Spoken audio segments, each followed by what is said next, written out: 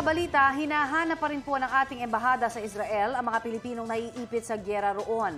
Sabi ng Department of Foreign Affairs, 7 Pinoy pa ang unaccounted for o hindi pa rin makontak. Bine-verify daw ng DFA ang report ng isang Pinay na nakita raw niya ang kanyang Pilipinong asawa na hostage ng mga armadong lalaking hinihinalang mga miyembro ng Hamas. Sa interview ng unang hirit, sinabi ni Overseas Workers Welfare Administration Administrator Arnel Ignacio na may 10 pang Pilipinong humihiling ng repatriation. Sabi naman ni Department of Migrant Workers, OIC Hans Leo Kakdak, isasagawa ang repatriation sa tamang oras, katuwang ang mga otoridad ng Israel. Wala rin munang deployment ng OFW papuntang Israel. Una nang iniulat ng DFA na may 22 Pinoy na ang nasagip. Kasama sa kanila ang 2 nasaktan dahil sa mga airstrike. Balita ko, may tututukan kayo tuwing 11 a.m. sa GTV.